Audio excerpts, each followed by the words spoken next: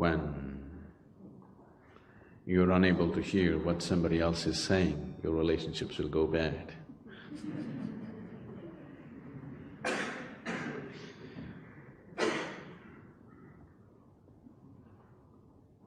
In many ways, the fundamentals of your relationship is you're willing to listen to the other person, isn't it?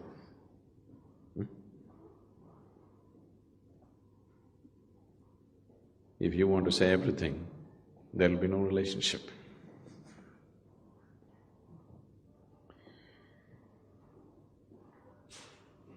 Relationships. For most of you, the way you are right now, the quality of your relationship largely decides the quality of your life. Is it so? The quality of relationships that you hold in your life largely decides the very quality of life that you live.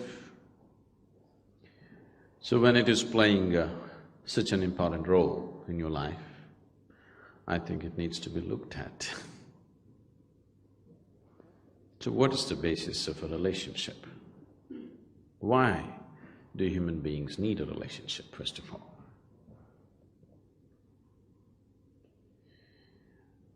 Relationships are formed on different levels, various types of relationships, to fulfill different types of needs. The needs may be physical, psychological, emotional, social, financial, political, it could be any kind. But to fulfill various needs within a human being, relationships are established on different levels.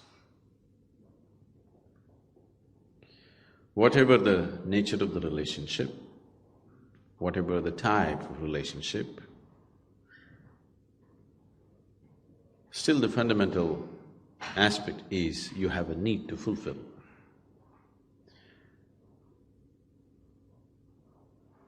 No, I have nothing to get, I want to give. Giving is also as much a need as receiving, isn't it? Yes? I have to give something to somebody. This is also as much a need as I have to receive something. So there is a need, whatever kind of need. Needs may be diverse, accordingly relationships could be diverse.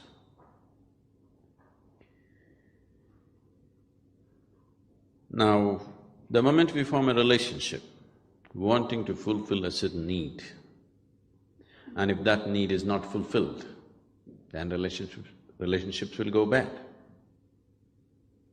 For whatever purpose for which we have formed a relationship, if those needs and those expectations are not fulfilled, relationships will go bad. We may claim many things, but when your expectations are not fulfilled, it does go bad, isn't it? So instead of doing too much wishy-washy about it, it's best to look at it straight and see what is it and how we need to handle it.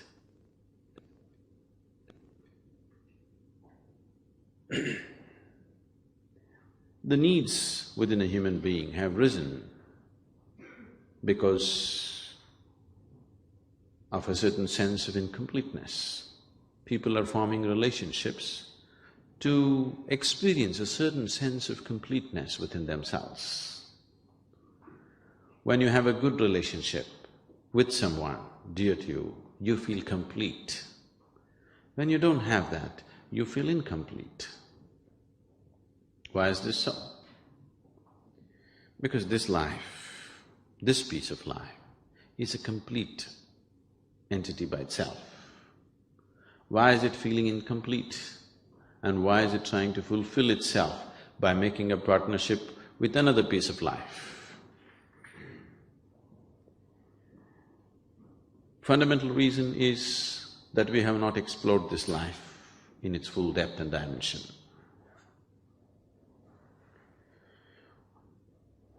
Though that is the basis, there is a complex process of relationships as such. There are expectations. And expectations and expectations and expectations. The expectations that most people are creating are such that there is no human being on the planet who could ever fulfill those expectations. If you… especially this man-woman relationship, the expectations are so much that even if you marry a god or a goddess, they will fail you.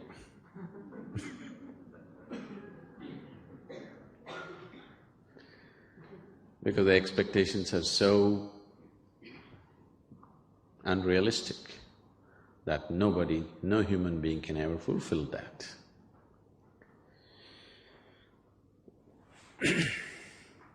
And unable to understand the expectations or the source of expectations. Nobody can fulfill the expectations. But if you understand what is the source of this expectation, you could form a very beautiful partnership. Are you okay? You're getting very serious with relationships. On a certain day, Jack and Jill, now let me use… I'm trying to just culturally change the joke. Jack and Jill were going up the hill.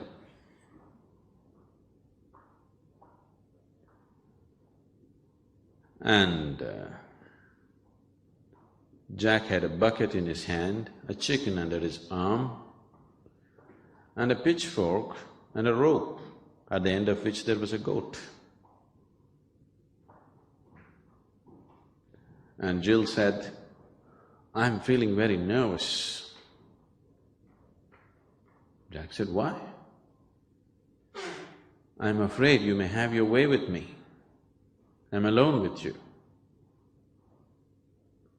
He said, "What do you mean? I didn't do anything and my hands are full."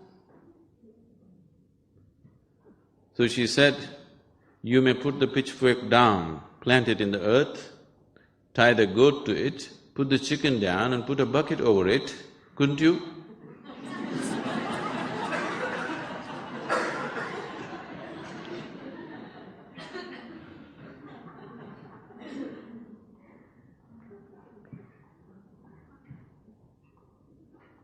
And in the process of holding a relationship, the first moment of meeting, the expectations may be common, but as every step that we take in life, the expectations may become different. Because these expectations keep changing in people, they're not consistent and they cannot be. One person may be consistent with the same expectation throughout their life, another person's expectations may be changing because his perception and experience of life is changing. Now, relationships become great conflict. More conflict is happening within the four walls of the homes than is happening anywhere on the planet. Only thing is, bombs are not exploding so you don't hear it. They may be giving each other silent treatment. It is happening because people's expectations are changing and they're not changing at the same pace. They're changing at different pace. One person is changing fast, another person is not so fast about how to change their expectations. So if you go about doing management and circus with these things, there is no way you can gauge it 100% and have a beautiful relationship. If you try to mind read the other person and constantly try to fulfill their expectations, you will become a wreck. You tried those things, isn't it? You're trying to, outdo the other person in really wanting to fulfill all their expectations, you become a wreck. So, if you go like this, it's an endless circus. To some extent you have to do it, but that is not the basis of a beautiful relationship.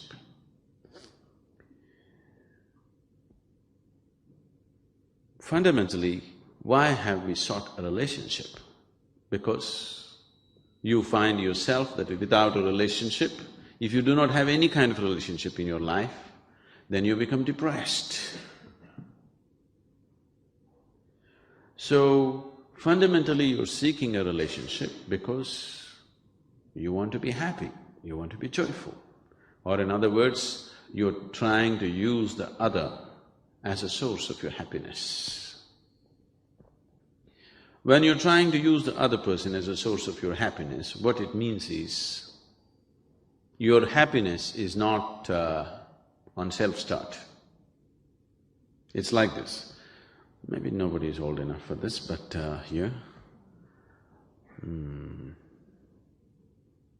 Let's say you bought a car in 1940s.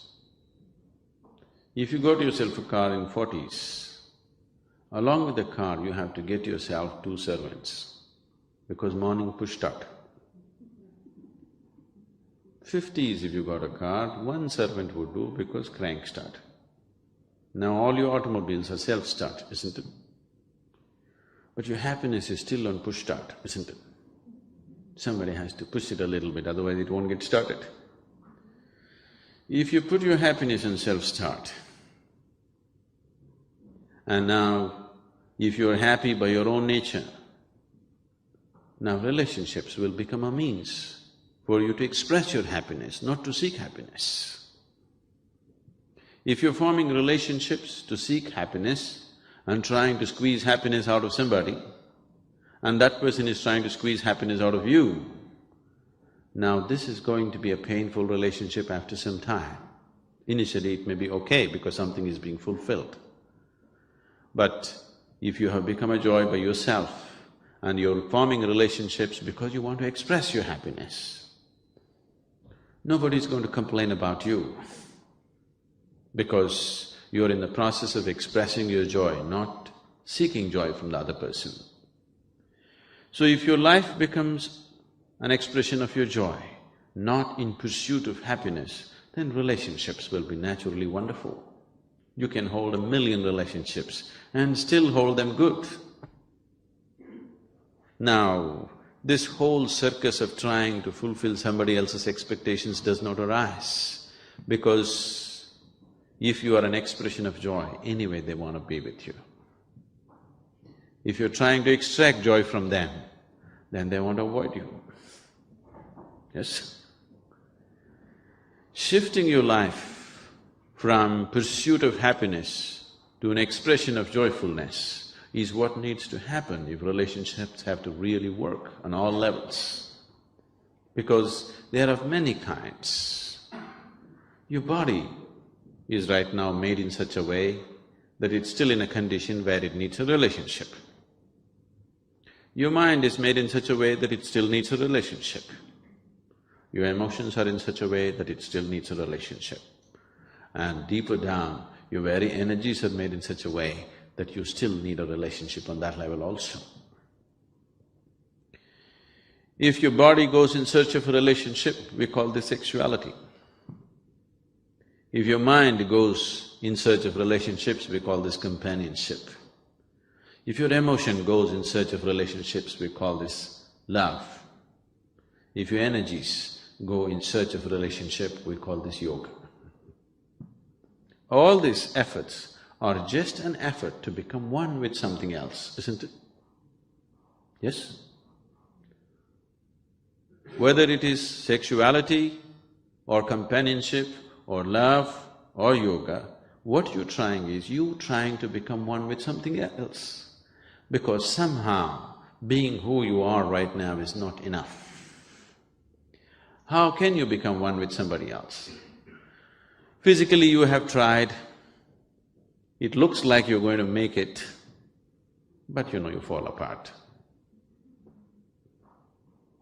Mentally you have tried, many times you thought you're really there, but two minds are never one, isn't it? Isn't it so?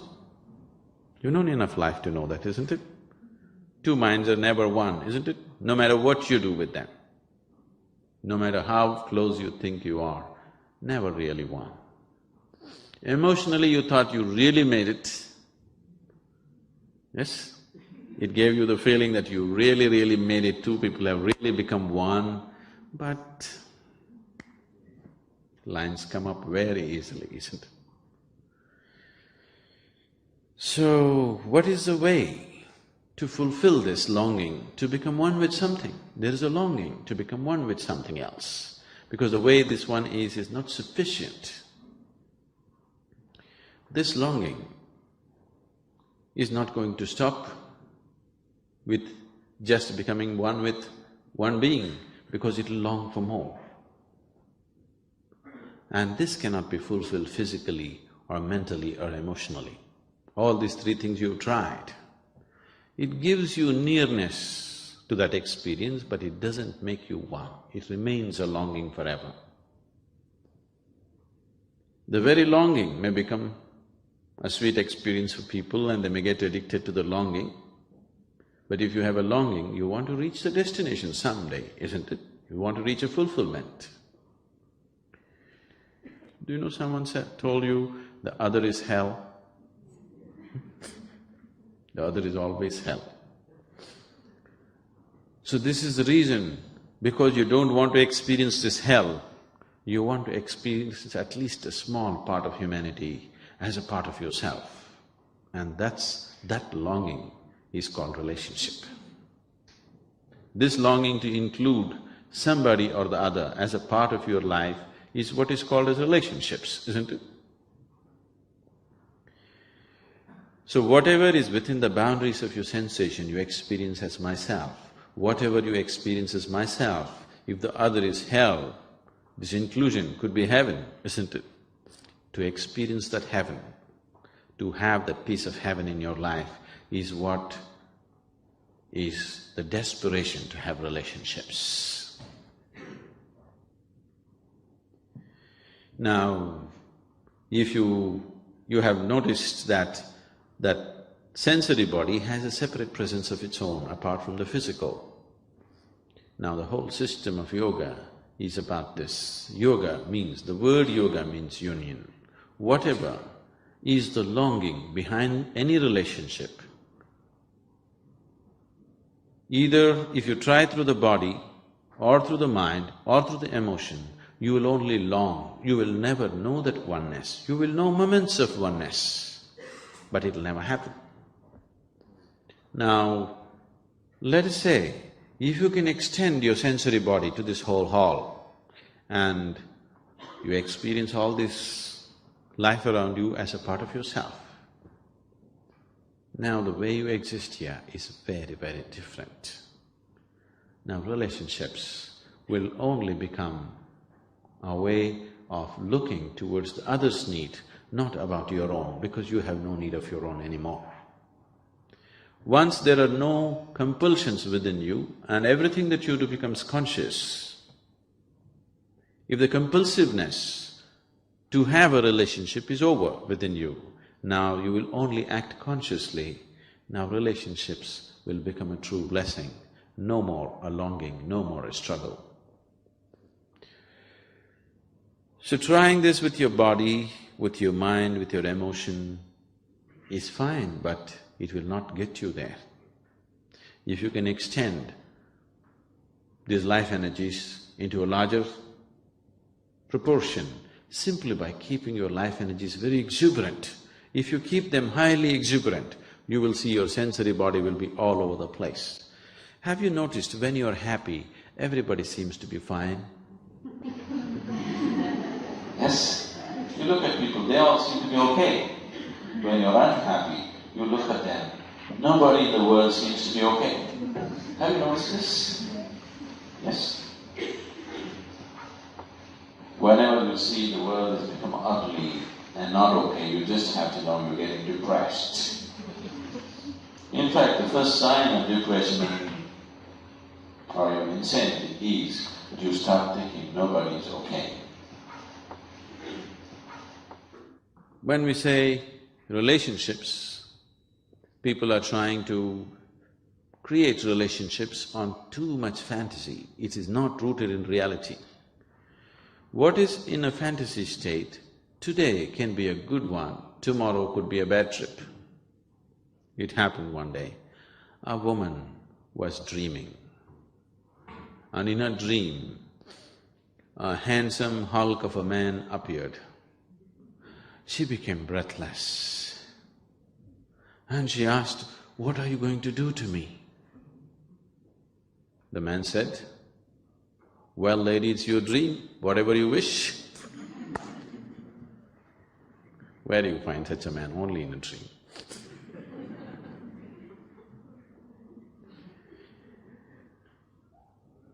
Lot of relationships are going bad not because you have any bad intention. Most of them go bad with good intentions. Good intentions are unbearable many times, isn't it so? There was a new lawyer. His first case, he's very enthusiastic, he really wants to do his best. He lost the case.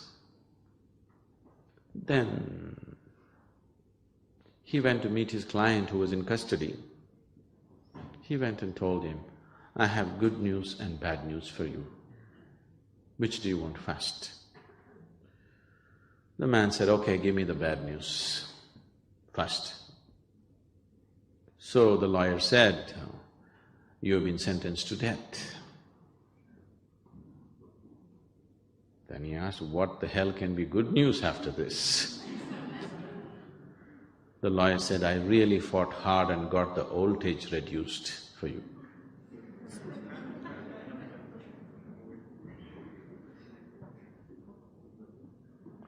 So good intentions can…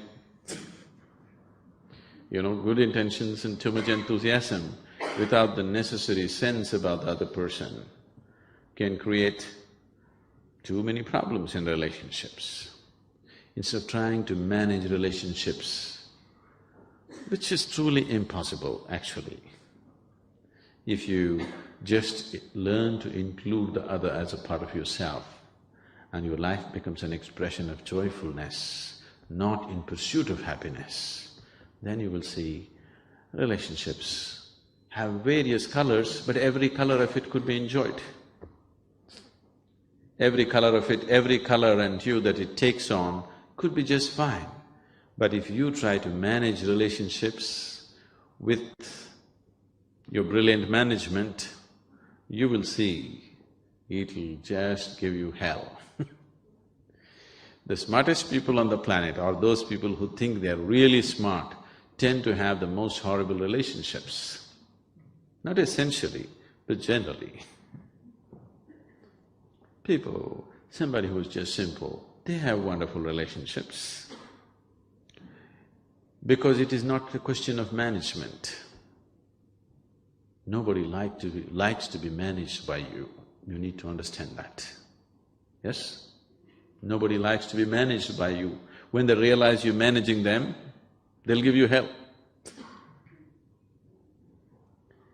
In so many ways, they'll make your life miserable. Please see, for most people on this planet, it is not their enemies who are taking their life, it is their loved ones. Isn't it so? Yes? If your enemy is taking your life, there is some sense to it. But people care for each other, but they are the people who are taking each other's life, isn't it?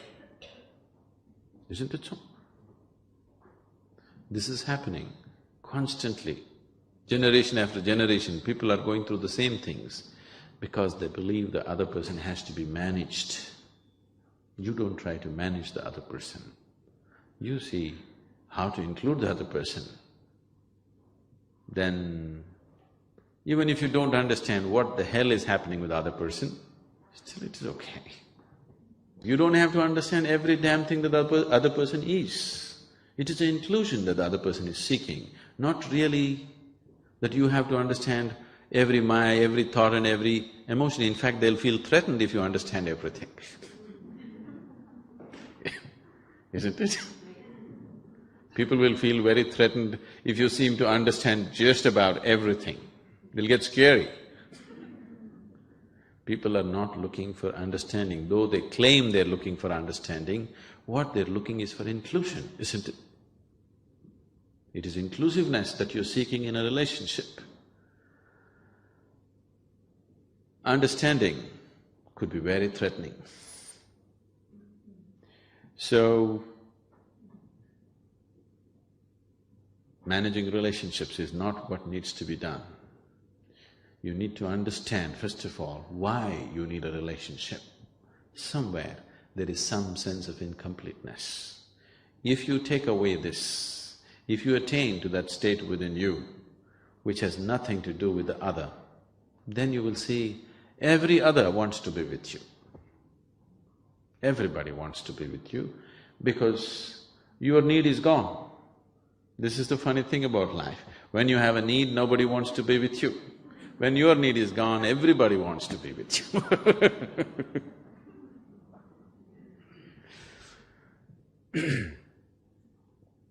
It's only when the flower blossoms, the bees will come. If you don't blossom, bees won't come. You're a closed bud and calling the bees, they won't come. If you open up, you don't have to call, they'll anyway come. So, if you want to have wonderful relationships, do not try to manage the relationship. See how to enhance who you are. Who you are on all levels, physically, mentally, emotionally, energy-wise. See how to up this. If you enhance yourself into a very beautiful state, everybody wants to hold a relationship with you. Instead of enhancing this one, you're trying to manage this. No, it doesn't work. So, if human beings have to really have wonderful relationships, first and foremost thing that they need to do is how to take this to its ultimate possible level right now. If you keep yourself in the best possible way, in body, mind and emotion, do people want to be with you? Yes. Do people want to be with you? Definitely, isn't it? Now, you don't keep yourself well in any of these levels and you expect people to be with you, now you become a burden. Now the other is hell.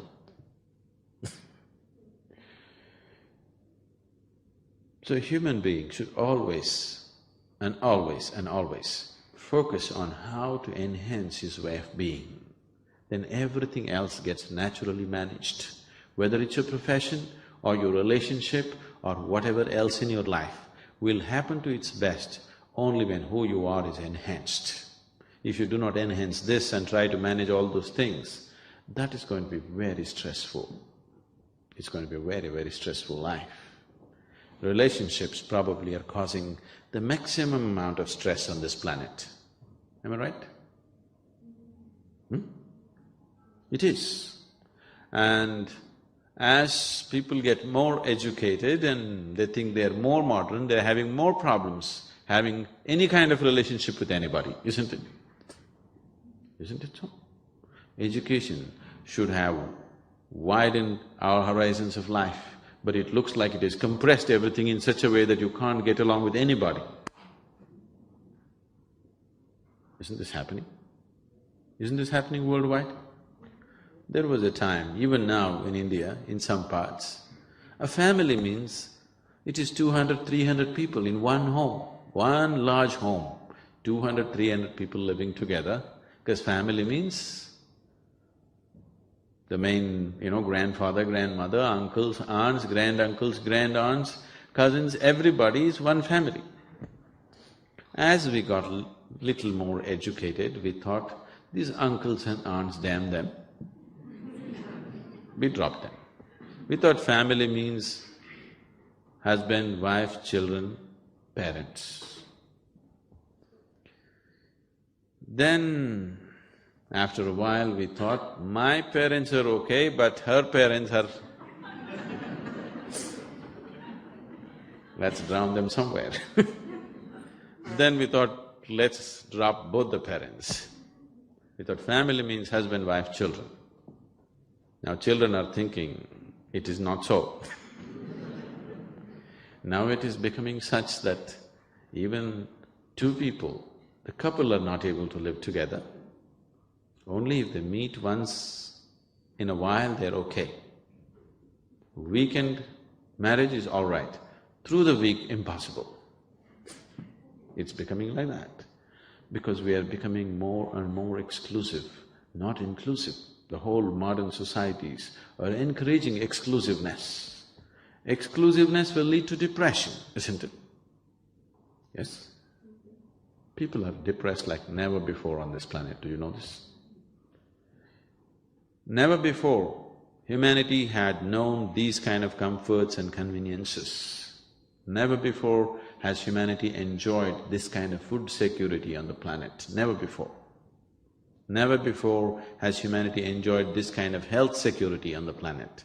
But never before humanity has been this depressed because they can't get along with anybody. They have become too exclusive. Inclusiveness is a relationship. Exclusiveness naturally leads to depression. Yoga means ultimate inclusiveness. The word yoga literally means union. When I say yoga, don't think that I'm talking about a particular way of knotting your limbs or holding your breath or standing on your head. No. Anything that leads to the union is called yoga, whichever way. So there are… how many ways are there to reach to your ultimate union with life or with everything? You can only work with what you have, isn't it? Is that so? Can you work with something that you do not have? No, that's clear, isn't it? So what is it that you call as myself right now? Your body, your mind, your emotion, your energies may not be in your experience, but you can easily infer and see if this one has to function like this, there is some kind of energy making this happen, right? That much everybody can understand. Right now we may not understand how this microphone works, but because it is amplifying the sound, we can understand there's some kind of energy source behind this, either a battery cell or a powerhouse, but some kind of energy source is behind this. So these are the four realities for you: body, mind, emotion and energy. If you employ your body and try to reach your ultimate nature, we call this karma yoga, yoga of action. If you employ your intelligence and try to reach your ultimate nature, we call this gnana yoga, yoga of intelligence. If you employ your emotion and try to reach your ultimate nature, we call this bhakti yoga, yoga of devotion or emotion. If you transform your inner energies and try to reach your ultimate nature, we call this kriya yoga, yoga of transforming energies. These are the only four ways you can do it, because these are the only four things that you really have. Rest is imagination. They may be there, but not in your experience. What is not in your experience is not a reality for you, isn't it? Right now, modern science is talking about 11 parallel dimensions right here. That's not in your experience, isn't it? Not yet a reality for you. You can only make a theory out of it. You can only believe it, but not yet a reality for you. You cannot work with it. Only when it comes into your experience, you can work with it. So these are the only four realities. This is a very beautiful story in the yogic lore. Are you okay for a story? Can I tell you a story? I seek your permission because the moment I say once upon a time, many people think it's bedtime. Because that's the only time they heard that word, once upon a time, before 3 sentences are over. So once upon a time, on a certain day, 4 men were walking in the forest. Among these 4 men, one is a bhakti yogi, another is a gnana yogi, karma yogi and kriya yogi. That means yoga of intelligence, yoga of devotion, yoga of action and yoga of transforming energies. These 4 people can never be together. But today they were walking together in the forest. Why I'm saying they can never be together is, somebody who follows the path of the intellect, he of course thinks everybody is dumb, stupid. Especially the devotees who are doing Ram Ram or whatever else, they look utterly stupid for the man of intellect. Isn't it so? Yes? People are bowing down and praying and calling for God. These people look utterly stupid for a man of intellect. So he thinks they're just idiots. But somebody who's on the path of devotion has pity for everybody, because when God is here, instead of holding his hand and walking in absolute freedom, all this nonsense with your mind and your body and all the yoga and everything is just stupid. He has pity for everybody, because just instead of riding on the lap of God, why all this nonsense? Karma yogi, the man of action, he firmly believes all the others are just lazy people who are trying to find an explanation or an excuse for their laziness. Because if you want something to happen, you got to do it. Yes? Because you're lazy, you're unwilling to do, you're finding all kinds of philosophies. He has disdain. A Kriya yogi has absolute disdain for everybody, because after all, the whole existence is energy. If you do not transform your energy, what is going to happen? Nothing. Everything is just empty talk. So these four people cannot be together. But today, they were walking together in the forest and a rainstorm broke loose. And to escape the rain, they started running. Then the bhakti yogi, the man of devotion, said, in this direction there is an ancient temple, we could go and take shelter there, because he knows the geography of temples. So they ran in that direction.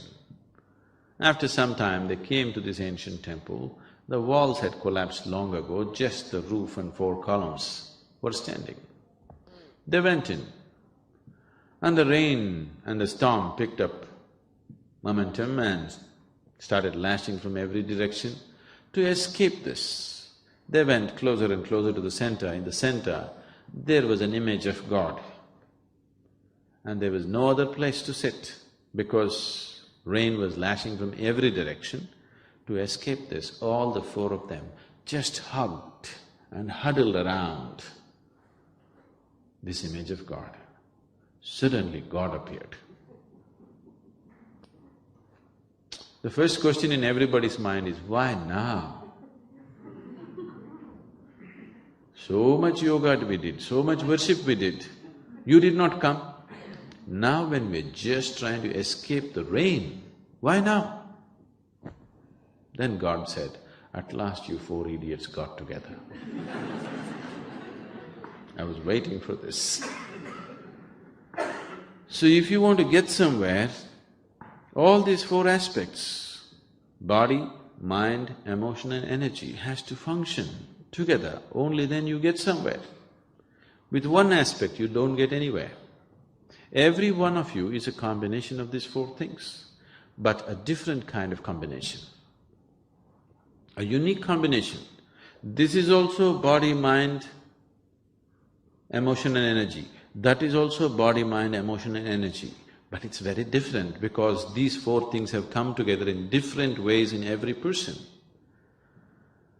So accordingly, the right kind of yoga has to be mixed in the right proportion, otherwise it doesn't work.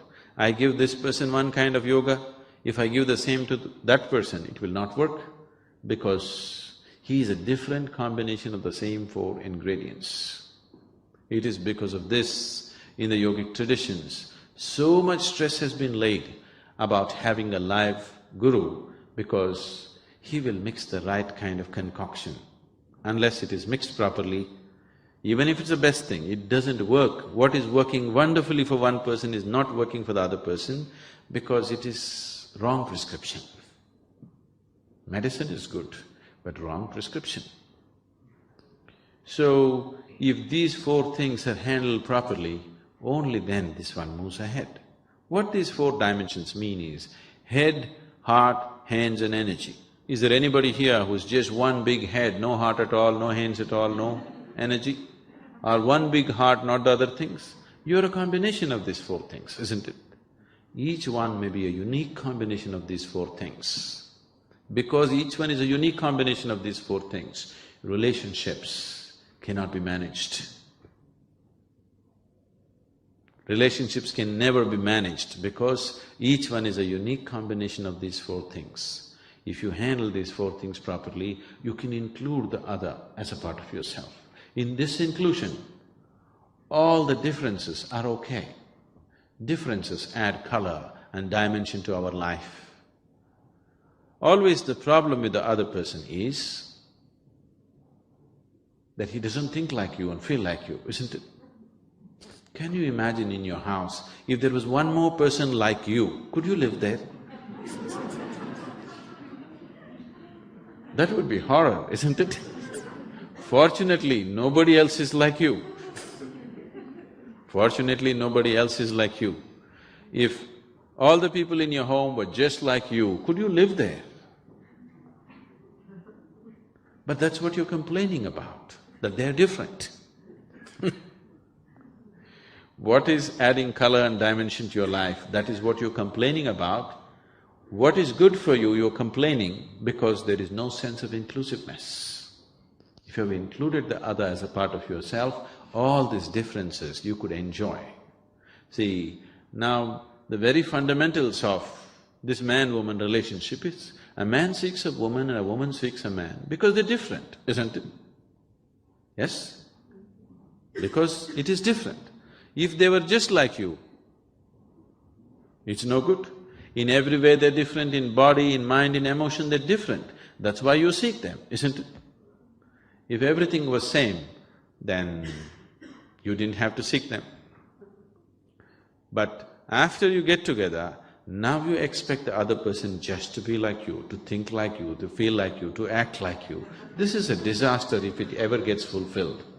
Fortunately, nobody fulfills it for you, but if it ever so happens that your expectation is fulfilled, that's going to be the biggest disaster. You must be very glad lot of your expectations are not fulfilled. If they are, you're finished. Please look at it. If all your expectations are fulfilled, your life will be a much bigger disaster than it not being fulfilled, isn't it? So relationships are a longing for inclusiveness, and if you approach it as such and include the other as a part of yourself, however they are, whichever way they are, they will be just fine with you. They'll be just wonderful for you. But if there's no inclusiveness, if you stand away and look at them and study them and see how to manage them, then whichever way they are, they're impossible. They're just impossible. You know, we have programs, regular programs going on for the last 16 years in the prisons in South India and also in a few prisons in United States. I have a lot of friends who are in.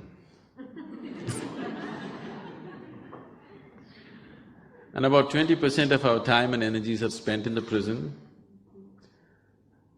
And all the South Indian prisons, it's mandatory now that our programs go on regularly. So, people keep asking me, Sadhguru, why are you spending so much time with these criminals? Yes, they have committed all kinds of acts. These are people, if you look at their history sheets, there are murders, rapes and drug addiction and a million other things, every kind of thing that a human being can do and cannot do, there's been done. If you let these people out tomorrow morning, maybe 50% of them, at least 50% of them will repeat the same things. It is so. 50% of them may look for alternative way of living, at least 50% of them will repeat the same thing. This is how they are.